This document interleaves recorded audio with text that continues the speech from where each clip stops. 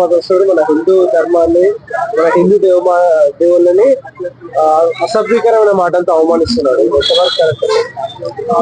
ఎవరైనా సరే మనం గతంలో చూసాము, ఇలా హిందూ దేవుళ్ళ మీద ఇష్టం వచ్చినట్టు మాట్లాడి, ఇష్టం వచ్చినట్టు ప్రవర్తించి, రకరకాలుగా మాట్లాడడం అనేది గతంలో ఎవరైతే మాట్లాడో వాళ్ళందరి మీద చాలా కఠిన చర్యలు ఉన్నాయి.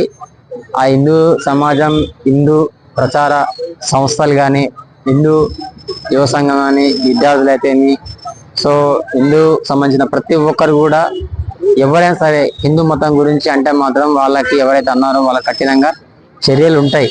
ఏ దేవుడి పైన మీకు ఇష్టం వచ్చినట్టు మీరు ఉంటున్నారు.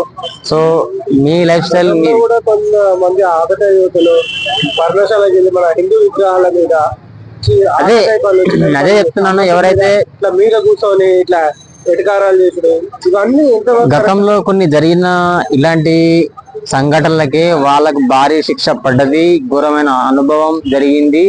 ఇలాంటి వాటిపైన ఖచ్చితంగా ప్రభుత్వం చర్య తీసుకుంటుంది, కఠిన చర్యలు ఉంటాయి. అదేవిధంగా హిందూ సంఘాలు కానీ, హిందూ మత ప్రజలు కానీ తప్పకుండా ఏ దేవత ఆరాధనని విమర్శించినా, ఎవరి అయినా సరే వాళ్ళ వ్యక్తిగత అభిప్రాయాలకి, హిందూ మతాలకి వ్యతిరేకంగా ఎవరైనా సరే ఇష్టం వచ్చిన ప్రవర్తిస్తే ఖచ్చితంగా వాళ్ళకి కఠిన శిక్షలు ఉంటాయి. అలా చేస్తే తర్వాత వాళ్ళకి ఏ విధంగా చేశారో వాళ్ళకంతకు డబ్బులు ఖచ్చితంగా పనిష్మెంట్ శిక్ష పడుతుంది.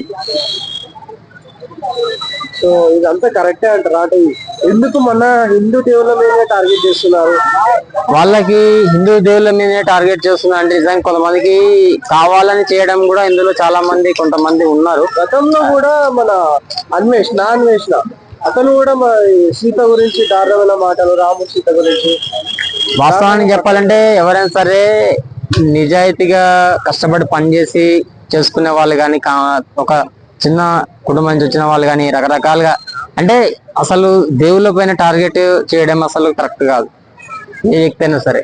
ఎందుకంటే మన జీవితాన్ని ప్రసాదించి, సో ప్రతి ఒక్కరికి గాడ్ భగవంతుడే కాబట్టి, మరి అలాంటి భగవంతుడి పైన ఇలా ఇష్టం వచ్చినట్టు దుష్ప్రచారాలు చేయడం, ఇష్టం వచ్చినట్టు మాట్లాడడం, ఎవరికి పడితే వాళ్ళకి ఏదైతే ఏ హిందూ మతస్థులైనా రకరకాలుగా అంటే మన హిందూ మతం మీద మాట్లాడడం, ఇలా క్రిస్టియనా, అది ముస్లిమా, ఇంకా వేరే కొన్ని మతాల ఏవైనా కావచ్చు.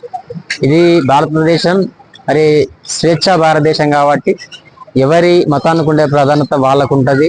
ఎవరి అభిప్రాయాలు, వాళ్ళ యొక్క ఏదైతే వాళ్ళ మతానికి సంబంధించినటువంటి అంశాలు, ఏదైతే వాళ్ళ జీవితాలు, సో ఆ యొక్క సంస్కృతి సాంప్రదాయం ఉంటాయి కాబట్టి వాటన్నిటి పైన ఏదైతే సమగ్రంగా తెలుసుకొని మాట్లాడితే బాగుంటుంది. అంతేగాని నేను ఇష్టం వచ్చిన మాట్లాడి నేను అనలేదు, నేను చేయలేదు ఇలా చెప్పేసి తర్వాత శిక్ష పడ్డాక ఏదైనా ఇబ్బందులు అవుతే బాగోదు. సో అలాంటప్పుడు మనం మాట్లాడుకుంటూనే ఉంటే బాగుంటుంది. మనం ఎవరికి నచ్చినట్టు వాళ్ళు ఎవరి ఆరాధన వాళ్ళు చేసుకుంటారు, అలా వెళ్ళిపోతుంటుంది. అంతేగాని ఇష్టం వచ్చినట్టు మాట్లాడి, ఇష్టం వచ్చినట్టు చేసి మాకు ఇలా జరిగింది, అలా జరిగింది, అలా మతస్థులు ఇలా మతస్థులు అంటే అది కరెక్ట్ కాదు. మనమే జాగ్రత్తగా ఉండాలి. సో అది